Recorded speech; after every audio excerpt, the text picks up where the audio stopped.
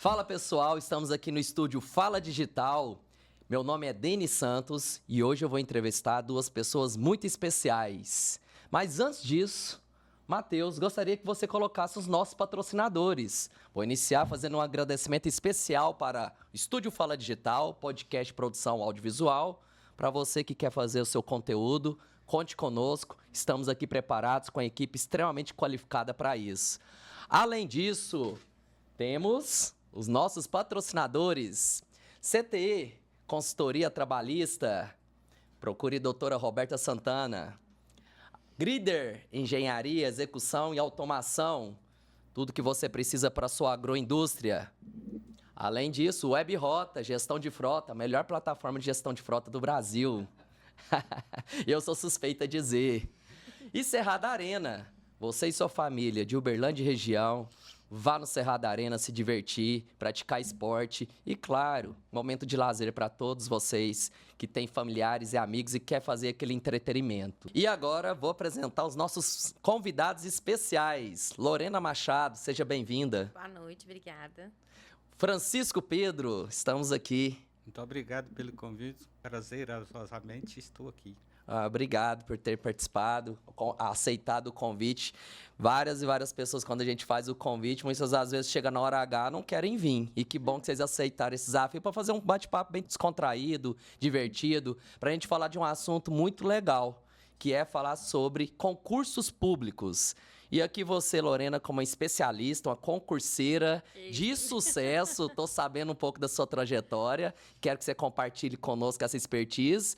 E Francisco, que foi mais de 40 anos funcionário público, não é isso mesmo? Prazerosamente. Que coisa boa, eu quero conhecer um pouco mais dessa história e como que foi essa trajetória.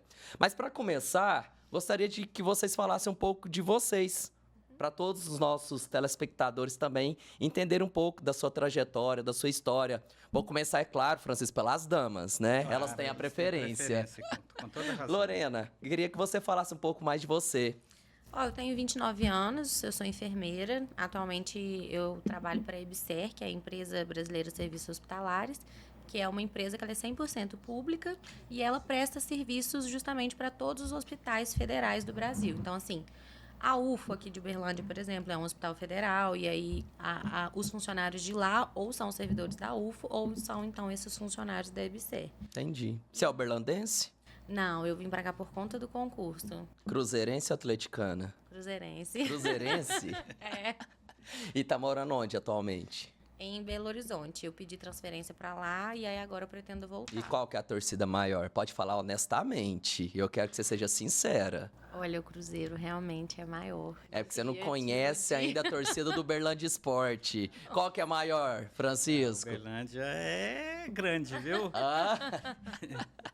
Então, mas quanto à sua trajetória, você então nasceu onde mesmo? Eu sou de Leopoldina, uma cidade Minas? pequenininha, 50 mil habitantes. É próximo de Juiz de Fora, região do Rio ali, mais ou menos. O pessoal conhece mais. Legal. E pelo que eu olhei aqui do seu trajetória, do seu currículo, você é enfermeira. Isso. Você se graduou onde? Eu formei na Universidade Federal de Juiz de Fora.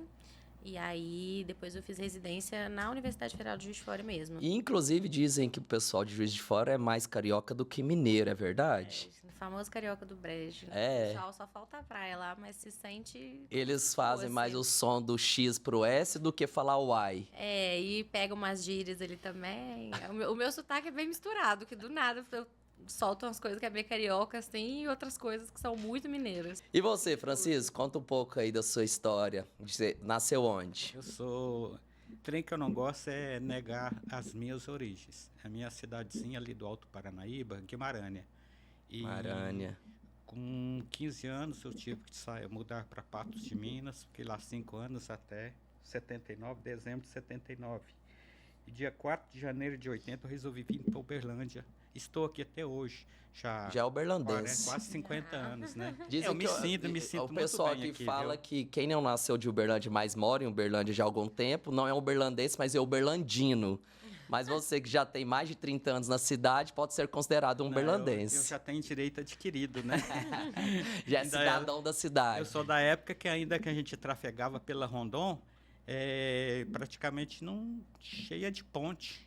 A gente atravessar para um bairro para outro, não era isso. Viu a cidade crescer, essa explosão, tudo, né, urbana, crescimento, populacional e tudo mais, né? Acompanhei, e principalmente eu que trabalhava ali na Rondon, né?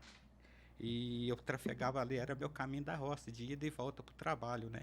Então, aquelas reformas que foram feitas, vi vários anos fazendo reforma, a gente tinha que desvio daqui, desvio dali, e até que ficou isso que a gente vê hoje, essa avenida linda, progressista, como é hoje. Isso é verdade. A cidade cresceu muito e essa transformação urbana, principalmente dos anos 80 para cá, é algo surreal, né? É muito. Eu acredito que ninguém naquela época imaginava que seria uma potência que é hoje, né? Era uma coisa de louco, por exemplo, quando a gente passava ali no Messias Pedreiros, para a gente atravessar para o lado do Saraiva, era só uma passagenzinha, tinha um lugar logo adiante ali na Duque de Caxias, a gente passava, tinha aeroporto, tinha uma pontezinha para a gente atravessar por lá. Então era uma coisa muito totalmente diferente dos complicada, viadutos difícil. de hoje, né? Outra é uma coisa que a gente nunca ia imaginar que ia ficar nisso daqui. Ainda lembro que a gente, na Rondon, a Santa Mônica era tudo na terra ainda, quando eu morava lá. E nunca imaginava que onde era terra, teoricamente, ainda não tinha nada de urbano, hoje seria tão valorizado, né? Questão imobiliária. São bairros progressistas, né? Muito bom. Lorena, inclusive, uma coisa muito interessante, falando um pouco do nosso estado, de Minas Gerais. Estamos falando de Uberlândia, que hoje é a segunda maior cidade do estado, atrás de BH, que inclusive é a sua atual residência, e Juiz de Fora, que está entre as quatro maiores cidades, Eu né? morei lá 12 anos. E morou lá também, né? Atualmente o ranking é BH, Uberlândia, Contagem, Juiz de Fora. Qual que é a principal diferença que você vê de Uberlândia para Juiz de Fora, por exemplo? Porque estamos falando do sul de Minas, Zona da Mata, Juiz de Fora, Uberlândia no Triângulo Mineiro, e temos ali BH, que é a capital e a grande metrópole. O que você vê de diferença dessas três cidades, assim, na questão cultural de viver? Eu acho que o principal, até a questão cultural e a própria organização da cidade em si, é porque Uberlândia foi projetada, né? Então, assim, ela cresceu de uma forma mais organizada. Juiz de Fora, por exemplo, é muito diferente, porque é tudo um em cima do outro. Os espaços são muito pequenos, os comércios mesmo, você não tem imóveis muito grandes, compridos, as avenidas também, é tudo... Uma cai dentro da outra e tudo muito pequeno. Você então, fala assim, que a organização urbana ela é mais confusa. é bem mais confuso, porque focou realmente muito no ponto central, no centro de Juiz de Fora e na UFJF. Então, os outros bairros foram crescendo, mas eles foram crescendo, assim, muito distantes. E aí, essas pessoas continuam precisando dessa parte central no seu dia a dia, né? Seja para trabalhar, para acessar mercados, isso, aquilo. Então, E BH, quanto tempo você tá lá mesmo? BH tem 1 ano que eu tô. 1 ano, então já sabe como é que é a dinâmica do dia a dia ali. Que é o principal impacto, assim, de diferença que você sentiu de lá pra cá? Eu acho que realmente é a questão do fluxo, o volume de pessoas. É muito trânsito, são muitos carros, é tudo muito lá, sabe? Você não consegue uma coisa simples, vou no centro agora. Você vai no centro, você vai perder, tipo, ali quase 2 horas. Problema de toda a metrópole do brasileiro, a deslocamento urbano, né? A movimentação de pessoas. É muito agarrado. Legal. Inclusive, hoje a gente está estreando nossas canecas. Quero fazer um brinde com vocês. Viu tanto ficou bonitinha nossas canecas? Vocês gostaram? Eu gostei. Tá geladinha aí a água? Beleza, É água mesmo que vocês estão bebendo, né? Agora, voltando para o assunto, você falou uma coisa muito interessante, Francisco. Você veio para cá nos anos 80. Dia 4 de janeiro de 80. Legal. Eu não esqueço o ano. E o nosso tema hoje é falar sobre concursos públicos, onde você traz a experiência de ter vivenciado isso por quantos anos? 40 anos. 40 anos, 4 anos, décadas. é. E você, Lorena? Eu tô há 4 anos. 40 anos só de serviço público. E antes de eu entrar no serviço público, eu já tinha 5 anos de iniciativa privada, CLT. Ah, legal. Muito bom. E eu fiquei sabendo, um passarinho verde me contou, que a Lorena é uma concurseira de primeiríssima qualidade. Passou em quantos concursos já? Foram 2 residências e agora 2 concursos, que foram só os que eu fiz. Os que eu fiz, eu passei. Então, depois que você formou lá em Juiz de Fora, fez sua graduação em enfermagem, Isso, aí inclusive eu gostou, 100%, recomenda? recomendo, gosto muito da área, uma área muito boa, uma área muito ampla. Você tem literalmente várias coisas para trabalhar. E aí eu me formei e fui fazer a residência. Aí eu queria fazer ou na UERJ ou na UFJF. Aí eu consegui passar nas 2. Mas aí, como já estava em Juiz de Fora, A era mais UERJ prático. O UERJ A Rio, UERJ né? é no Rio, Ok. isso, só que é a estadual. E a UFJF era onde eu já estava, onde eu me formei. Entendi. Já de Juiz de Fora. Isso. Aí, Entendi. por comodismo mesmo, acabei optando por ficar em Juiz de Fora. Já era uma faculdade que eu conhecia. Até o hospital, fiquei 5 anos lá dentro, né, durante a graduação. Então, assim, naquele momento foi melhor. E aí, durante a minha residência, eu prestei o concurso pela primeira vez, o concurso da EBSERH. Aí foi quando eu passei a primeira vez e vim morar em Uberlândia depois. Quanto tempo estudando, passando esse concurso? Eu acho que foram 5 meses, mais ou 5 menos. meses, pós-graduada. Depois da sua graduação. Sim. E você fez. Como que foi sua metodologia? Qual que foi a concorrência desse concurso? Explica um pouco mais aí. Olha, é um concurso muito grande, porque assim, é um concurso a nível federal, né? Quando esse primeiro que eu prestei, ele foi específico para o hospital daqui de Uberlândia. A UFO, Isso, o Hospital de Clínicas. Hospital de Ok. Clínicas da UFO. E aí, esse que teve agora, ele foi o nacional. Então, ele seria para todos os hospitais da rede. E aí, você pode colocar. A minha preferência é o Hospital X. Mas você participa da rede da macro-região, você concorre também nos outros hospitais. Entendi. Sabe? Entendi. Dependendo da sua Isso. pontuação, você tem o direito de escolher. Isso, por exemplo, eu poderia não ser chamada tão rápido na lista de Uberlândia, mas na macro-região chamaram tanto no Rio de Janeiro que precisou chamar essa lista inteira, da macro Qual que foi a concorrência desse Esse concurso? último foram 110 mil inscritos. 110 quantas vagas? Aí depende. Mas assim, o de Uberlândia, por exemplo, foram 6.500, se não me engano. Específico para o hospital daqui, para o HC daqui. E aí eram 322 vagas de reserva. Então é mais difícil passar no concurso do que passar no vestibular para medicina, Medicina, De certa engenharia. forma, porque também né? o grau de complexidade do que você está estudando é maior, querendo ou não. Quando você está fazendo um vestibular de medicina, você está estudando coisas do ensino A médio. gente está falando aqui de um concurso federal, Sim, certo? então, Quantas vezes e quantos concursos você já passou? Eu fiz 2 concursos e eu passei nos 2. 100% de aproveitamento. Sem fazer. Perfeito, então. E bem classificada, né? É verdade, você comentou uma coisa que eu tenho que classificação questioná-la. é só E passar, quais né? posições nesses 2 concursos? Uma coisa que importa muito e que várias pessoas tentaram me desanimar, porque assim, durante a minha residência, eu fui prestar esse primeiro concurso. E aí, geralmente, os concursos são 2 etapas, né? É a prova e depois vem a prova de títulos. E aí, como eu não tinha título nenhum, eu literalmente não ia pontuar. Então, assim, eu escutei de muita gente. Nossa, você tá perdendo seu tempo estudando.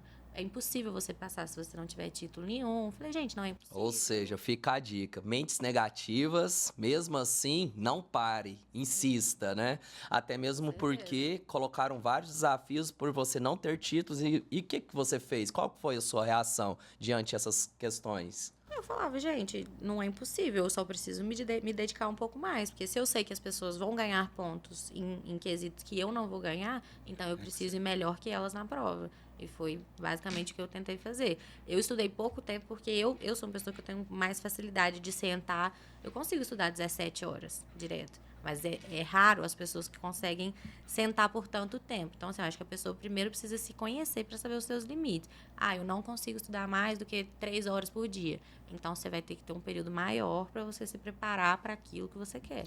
Agora me conta uma questão. Você falou estudar, inclusive você não me falou a colocação. No primeiro concurso foi qual? Na primeira eu fiquei, no resultado final, né? Foi em 135, se eu não me engano. E quantos candidatos, aproximadamente? Foram acho que 8 ou 9, não, foram 9 mil candidatos. Nossa, e aí bela classificação. Eram umas 400 vagas, mais ou menos, na época. Uhum. E esse agora eu fiquei em 54. Esse último foi agora, recente. Aí esse eu já pontuei um pouco. Não é muito, mas eu consegui fazer 6 Qual pontos. posição? 54. E quantos candidatos, aproximadamente? Foram para essa fase agora 529 que passaram, mas se inscreveram 6.500 para Uberlândia. Maravilha. Parabéns, inclusive. Inclusive, editor, quero as palminhas para ela. Porque ela é diferenciada mesmo. Obrigada. Agora eu quero te fazer mais uma pergunta que me chamou a atenção e eu acredito que quem vier a ver esse conteúdo vá nos trazer essa reflexão. Quais são as principais técnicas para que você tenha estudo de qualidade, com eficiência, para que naquele momento ali da pressão da prova, você esteja extremamente bem preparado? Dá aí umas 5 dicas principais. Para mim, o primordial de tudo, para todo concurseiro, eu acho que é você literalmente ter foco, escolher. Porque concurso, você tem literalmente a rodo. Então, assim, você tem muitos tipos de concurso. Se você quiser, tipo, eu vou estudar para todos, você não consegue. Então, você precisa realmente filtrar aquilo que é o que você realmente quer, escolher aquele e se dedicar para ele. Dica número 1, foco, escolha. Sim, escolha. Não é que, eu quero passar em qualquer um. Não. Qual você quer passar de verdade? Escolhe aquele que você quer de verdade, que vai realmente atender as suas necessidades, né? Tanto financeiras, quanto questão de carga horária, localização. Eu quero esse, então eu vou me dedicar 100% para esse. Maravilha. Foco, dica número 1. Dica número 2. É a questão da organização do tempo, é o que eu falei também. Conhecer os seus limites. Então, se eu sou uma pessoa que eu não consigo estudar por tanto tempo, eu preciso de um período maior para estudar. E, além disso, é um estudo de qualidade. Não adianta eu falar assim, nossa, eu passei 10 horas estudando, mas você passou 10 horas e, se você for pegar o tempo realmente estudando, você estudou 3. Por quê? Você mexia no celular, atendia telefone, aí você toda hora, deixa eu assistir um negócio aqui rapidinho. Ou sabe? seja, concentração, Sim, né? realmente Focar ali no que você está melhor fazendo. uma hora de estudo concentrado do que 4 horas sentada, porque aí você está deixando de descansar e de fazer uma coisa prazerosa por 3 horas e aquilo não vai te render. Entendi. Você não vai aprender, você não vai realmente decorar, porque algumas coisas realmente precisa decorar, então você precisa ter concentração. Perfeito. Dica número 3.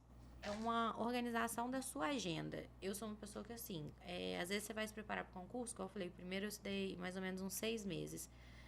A maioria das pessoas, você não vai conseguir abdicar da sua vida inteira durante esses 6 meses. Então, assim, defina as suas prioridades. Eu tenho um casamento que eu não vou abrir mão de ir.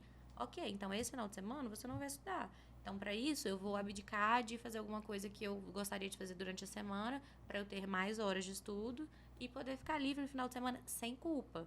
Então, assim, realmente se organizar. Eu preciso ir na academia, porque para mim até questão de saúde mental é importante. Então, você vai organizar no seu dia. 1 hora vai ser para academia, o meu trabalho é X.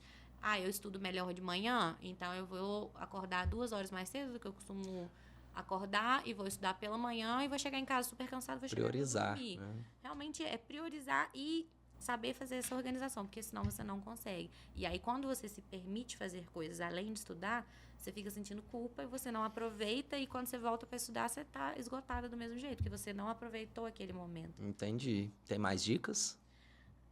Que sejam fundamentais para os concurseiros que irão nos... Eu acho que também é a questão dos editais, porque assim, o que a gente falou, por exemplo, a faculdade de uma medicina da vida, você está estudando para o Enem. É uma coisa muito muito ampla, você tem muita matéria.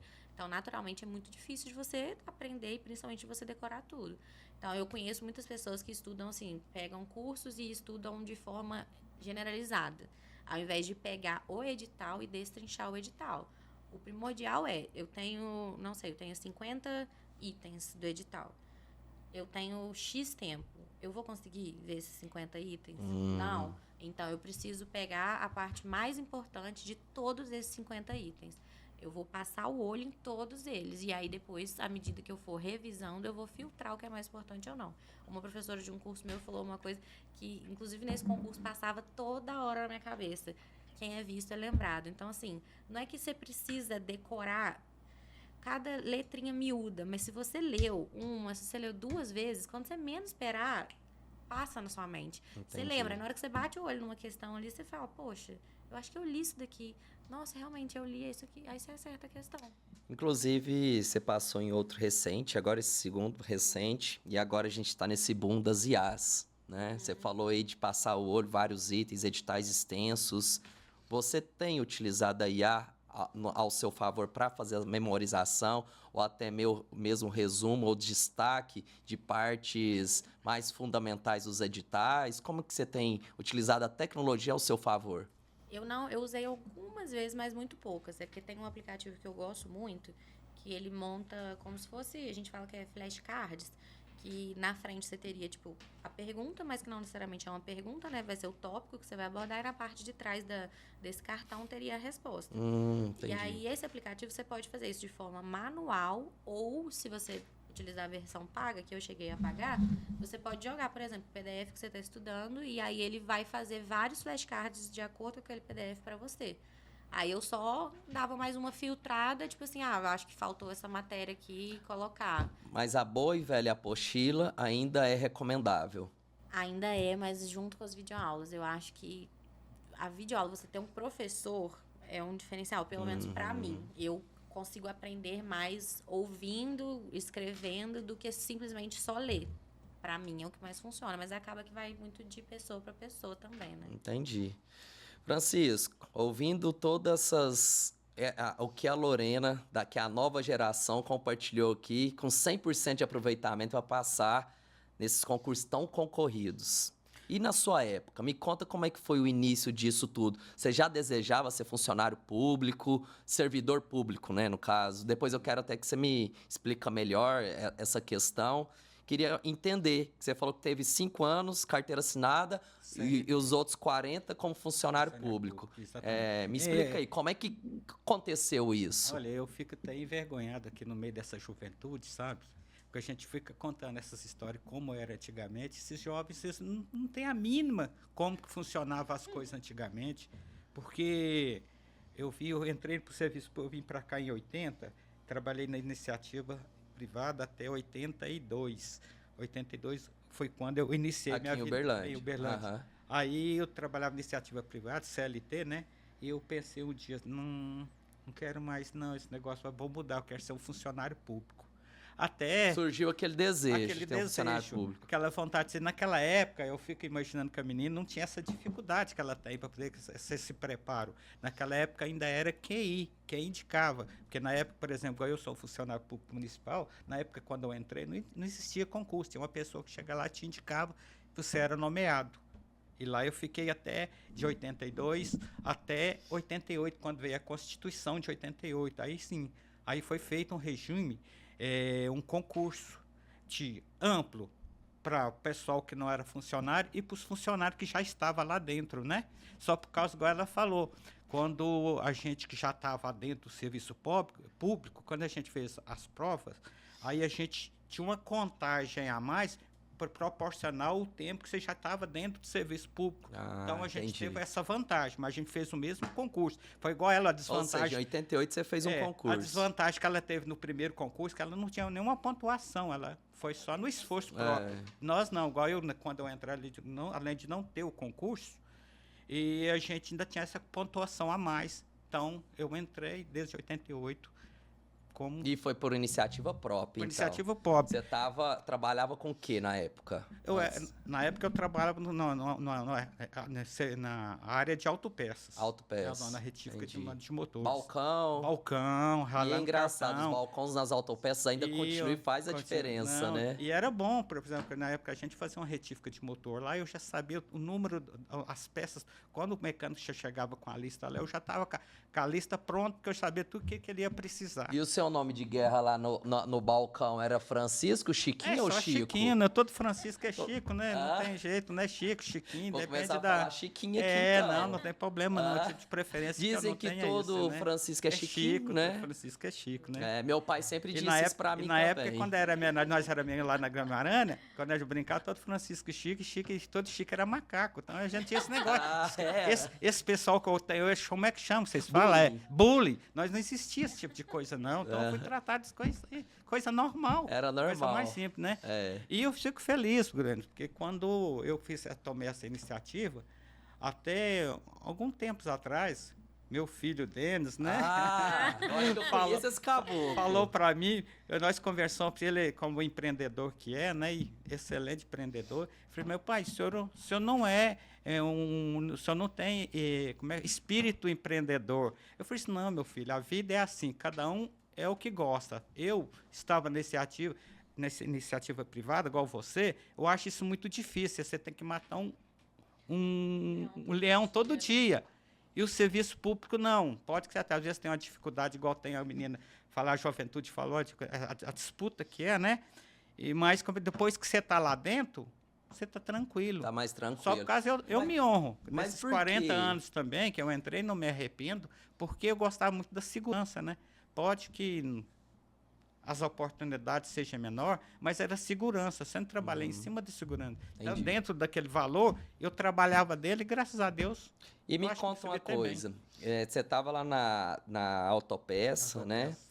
E o que trouxe o estralar de falar assim, quero ir para a iniciativa pública? O que foi um divisor de águas, É assim? porque lá- Alguém te incentivou? Lá onde que a gente atendia muito, a gente atendia muita área, as licitações públicas, né? Ah, Passava lá, entendi, então eu já entendi. fazia muita cotação. Ah, Eu chegava entendi. lá para compra das licitações, né?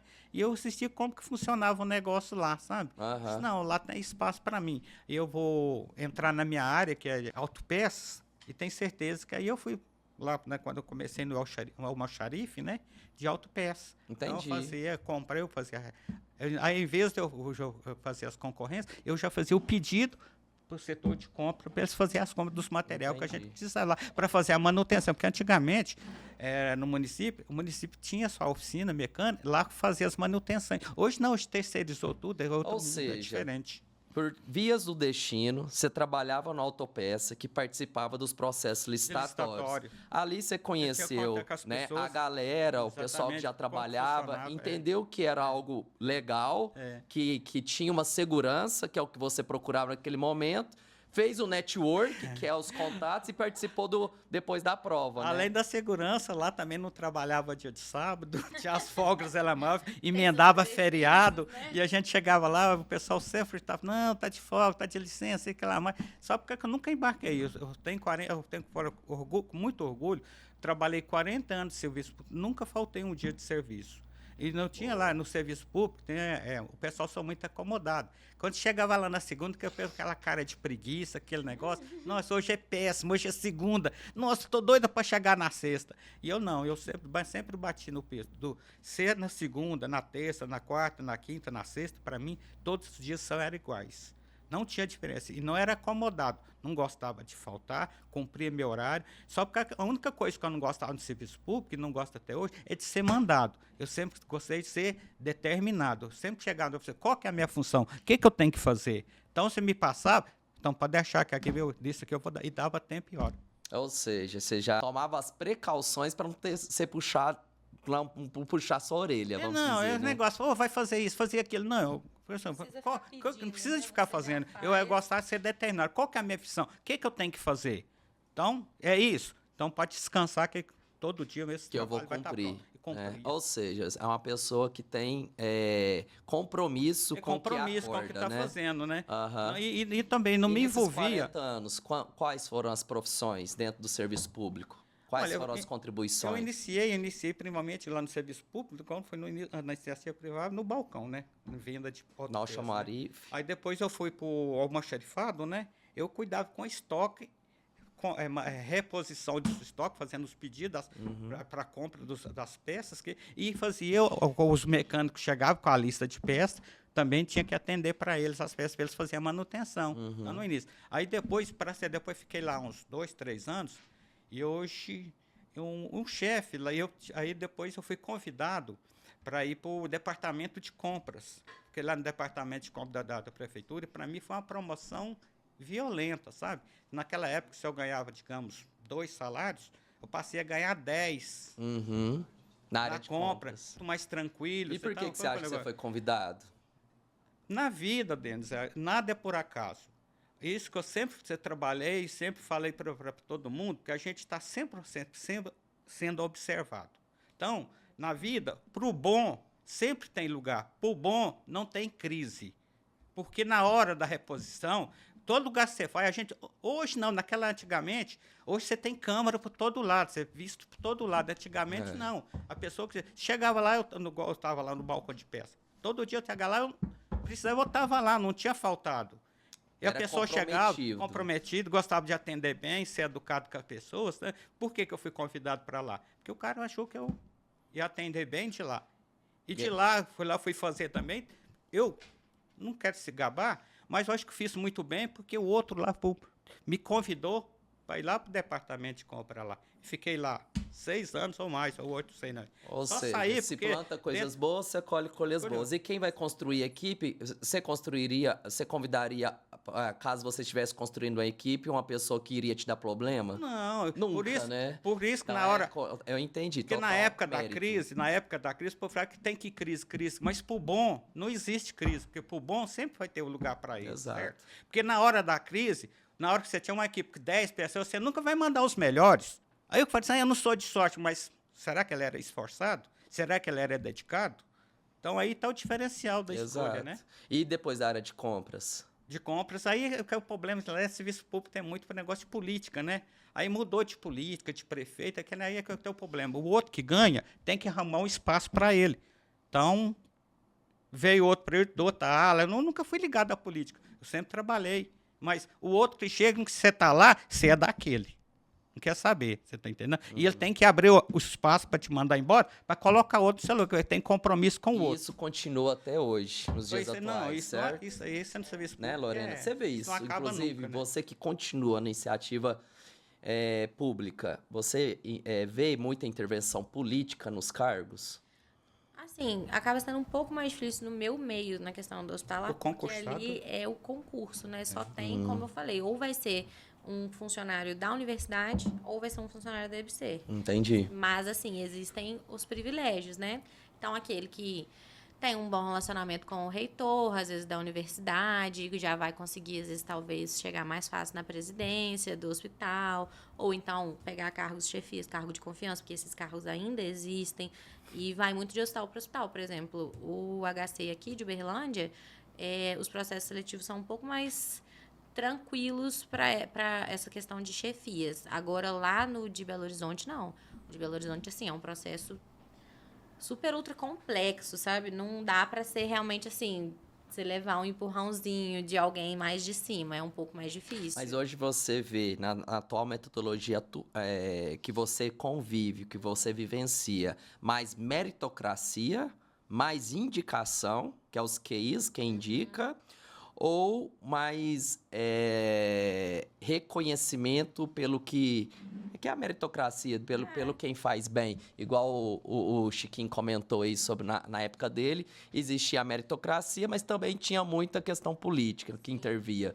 Como que você enxerga isso? Hoje, realmente, eu vejo um pouco mais a questão da meritocracia. Isso é muito bom, então, né? Sim, a gente consegue ideal. evoluir. A gente entende que a meritocracia uma questão ampla, né? Porque a gente sabe que nem todo mundo tem direito às mesmas oportunidades, mas, no geral, assim, você realmente observa mais aquele que corre atrás, aquele que não falta, aquele que faz um bom serviço, sendo reconhecido pelos colegas e pelos superiores também. E nos seus 40 anos de servidor público, você enxerga que a pessoa consegue sempre alçar degraus maiores no funcionalismo público, com comprometimento, como foi a sua... Porque eu entendo que você, todos os passos que você teve foram por meritocracia, pelo que você demonstrava como comprometimento que você fazia. E você enxerga que existe realmente formas de crescer? Existe, Denis. Sempre que a pessoa dedicada, esforçada, sempre tem um espaço dele. Por exemplo, quando eu saí lá desse departamento de compras, que a gente ficou escanteado, eu fiquei me pedindo o que fazer. Fiquei 3 vezes, me faltei para um balcão, lá no atendimento, no balcão da prefeitura, na início. Eu falei, poxa, mas isso aqui não é meu lugar. Aí eu pensei assim, eu vou lá no secretário de administração, que era o Bado, o finado Bado, que morreu há pouco tempo, né? De cara e coragem, eu sou ele. Eu entrei um dia, ele chegou, eu bati na porta dele, Bado, tô aqui. Eu trabalhava lá na compra, lá, tal, e agora a gente está escanteado, assim, eu tô aqui nesse balcão, acho que é ali no meu lugar. Eu queria ver se eu arrumasse outro lugar para mim e trabalhar, porque onde que eu não sou político, eu não trabalhei para ninguém, sempre cumpri com as minhas obrigações, então ali não é meu lugar. Eu queria ver se eu arrumasse um lugar, de preferência fora, porque eu fiquei sabendo que o município faz muito convênio com o Estado, com a União, né? Aí eu falei assim, não, pode deixar. Eu vou conversar com a Beth, a menina lá da compra, se amanhã você procura ela lá, que ela vai arrumar um lugar para o senhor. Aí no outro dia eu fui lá, disse, olha que o doutor Bata disse que era para vir cá falar com você. Ela falou assim, nossa, é mesmo, surgiu uma vaga lá na Justiça Federal, se você quiser ir lá, vai lá dar uma olhada, se você quiser, a gente te manda para lá. Fui para lá, me apresentei e vi lá, eu fiquei 35 anos. Ou seja, em resumo, pelo menos o que eu trago de conceito, além de comprometimento, né, e fazer o seu melhor, precisou também ter atitude. Claro, a gente, na vida a gente Você não considera pode ser que nesse acomodado. momento você foi vendedor? Vendeu sua imagem Claro, naquele a gente momento? tem que, isso é sempre, né? O que Exato. aconteceu? É que eu fui chegar lá e eu entrei no Serviço Público Federal com processo, uma coisa que eu nunca tinha visto na minha vida. Que eu era um autopeça, compra e venda, e balcão. Eu fui mexer com processo, com papel. E o que aconteceu? Fui lá fazer. Aí deu nem Estava disposto a aprender? 6 meses. O juiz me chama lá e me perguntou se eu queria ser motorista dele. Poxa, é claro que eu quero, doutor. Ainda eu ia receber uma função comissionada. Fiquei. E com ele, fiquei esse período todo. E o que é uma função comissionada? Para mim, que sou leigo na questão. Função comissionada, por exemplo, eu era funcionário do município, eu me aposentei como funcionário do município, né? E quando eu fui para lá, aí você tem uma função para você exercer, igual eu fui fazer de motorista.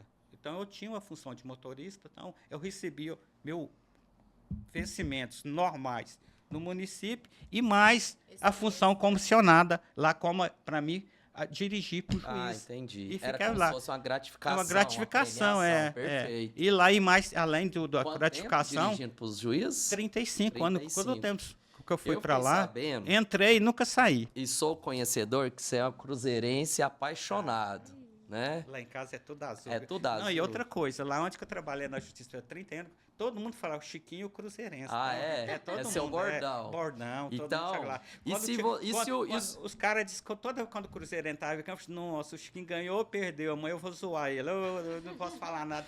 E se o juiz fosse atleticano, como é que fazia? Tive, Conta um tive, caos aí tive pra juiz, nós. Juiz atleticano que eu gostava até dele, mas fiquei muito magoado com ele, certo? Ah, Aí um dia, com o Cruzeiro disputando a Libertadores com o Boca Júnior. final? Semifinal. Semifinal. E ele aqui, eu tenho certeza que ele me sacaneou esse dia. Essa história eu não esqueço, certo? Ele era atleticano. Aí ele ficou no serviço lá, ficou lá até 9 horas da noite, que ele saía todo 7h30, ele ia embora. Né? No dia do jogo ele ficou até 9. Não tinha nada de especial, sabe? Pra mim não ver o jogo. Só pra você ficar lá Pra esperando. sacanear. E na época não tinha internet no celular. Não, não e ele, tinha nem e, celular, e o né? dia, não, eu ficava mais indignado, se que é, a gente ainda tinha que ir, sabendo que ele estava te sacaneando, tenho certeza que é isso, certo? E aí você tem que ir embora sorrindo aí, doutor, como é que vai, tudo bem? Sem demonstrar nada, certo? E aí, o Cruzeiro Não, e ganhou o problema ou é perdeu? isso, e todos os dias eu ia buscar ele lá, o dia que o Atlético perdia, ele em silêncio não me falava nada, sabe? Nem conversava, né? Mas o dia que o Cruzeiro perdia, e aí eu chegava para mim e falava, e aí, Chico, como é que ficou os resultados ontem? Eu vou te falar, viu? Tirava sarro. Esse doutor Bruno me deu trabalho, viu? Mas ele é gente boa. Foi graças a ele que voltou para Belo Horizonte, lá tá feliz. Tá em BH. Tá lá em Belo Horizonte. Bom demais. E aí, pós-aposentadoria? Não, Denis, esse doutor Bruno, rapaz, outra história interessante dele, né? Aí um atleta do Campeonato Mineiro, né, o atleta vinha jogar aqui, né? Aí ele virou para mim, Chiquinho, como é que é para mim levar a Érica e os meninos lá no jogo do Uberlândia? Não tem problema agora? Não, doutor, aqui é arte boa, aqui não tem aquelas Fila, não tem nada, aquelas né? intrigas lá de capital, não. Aí foi pro jogo, né? Foi lá pras cativas, né? Aí aconteceu. Olha o que eu vi, rapaz, ele chegou lá, no jogo do Uberlândia, ele com camisa do Atlético, a esposa com camisa, os filhos tudo de camisa do Atlético, sabe? Olha que eu vi aquele tanto de cabelo, eu tava até vendo que aí eu fiquei mais de longe, não vou lá não, que vai dar confusão. Ele disse que no outro dia, não, acho que você falou que não tinha problema lá, acho que o cara começou a encrencar comigo. Eu montado, eu falei, não, doutor, mas você vai no jogo do Uberlândia aqui, se eu deveria ir Minas, não ir com camisa do Atlético, era o mínimo. Mas teve bom, deu Foi certo, bom, né? deu certo. Bom demais. Mas compreendi, inclusive quero parabenizar a história de vocês dois, inclusive 2 histórias de muita meritocracia. E um dos intuitos de colocá-los na mesma mesa para falar desse assunto é a juventude diante a experiência. Você com a sua experiência, Francisco, Chico, Chiquinho, Tudo vale. eu gostaria que você desse um recado final, olhando principalmente para essa câmera, e mostrasse, desse um recado para quem tem essa vontade, despertou essa iniciativa de ser funcionário público. Qual o recado que você dá para essas gerações atuais que querem iniciar essa carreira? Você com a sua experiência. Eu, com a minha experiência, que eu aposentei com 45 anos de carteira assinada, certo? A gente não deve desanimar. Você tem que ter objetivo. Tendo objetivo, você consegue. Não pode desanimar. E transtorno, dificuldade sempre tem, mas você sendo bom no que você faz, sempre você vai ser visto, e se você sempre vai ser escolhido, sempre vai ter seu espaço. Legal, muito bom. Então fica aí de incentivo para as novas gerações, né? Que para percorrer esses 40 anos tem muita água para passar debaixo da ponte. E você, Lorena, como uma especialista com 100% de aproveitamento, né? Eu vou dizer que você já passou, então, comparado ao curso de medicina e o pós-doc, né? Dos concursos. O que você dá aí de dica para essa galera que são os concurseiros, essa galera que quer iniciar essa carreira no funcionalismo público e fazer a sua trajetória? Eu acho que assim, pego muito o que o Chicão também falou, que é realmente de você persistir. Primeiro, tá incomodado, você tá infeliz, você quer realmente mudar de vida, a iniciativa vai partir de você. Ninguém pode fazer isso por você, ninguém pode estudar por você, ninguém pode passar num concurso por você. Então, assim, a dedicação é sua, então corre atrás, não deixa as outras pessoas o que elas falam. Ah, mas dessa forma você não consegue, esse concurso é muito difícil, você deveria estar fazendo de outra forma. Você sabe o que é melhor para você. Então, assim, realmente acredita no seu potencial, faz o seu melhor, que em algum momento você vai colher. Muito bom. Fico muito feliz de ouvir a história de vocês. É sempre muito prazeroso poder escutar histórias tão inspiradoras, né? E de grande sucesso. E cada um com a sua trajetória, com seus desafios e, claro, com as suas vitórias. Então, mais uma vez, quero agradecê-los por estar aqui. Vamos brindar, nosso brinde final. Eu que agradeço a oportunidade. E vamos para as próximas. E para você que nos acompanhou, espero que goste do conteúdo. Nós aqui do Fala Digital estamos à disposição para atendê-los em seus desafios, nos seus sonhos e colocá-los em prática. Venha fazer conosco o seu conteúdo diferenciado aí para você, para sua empresa. E, é claro, agradecer novamente os nossos patrocinadores. Coloca aí na tela para nós, meu editor. CTE, Consultoria Trabalhista. Grider, Engenharia, Execução e Tecnologia. Web Rota, a melhor em gestão de frota.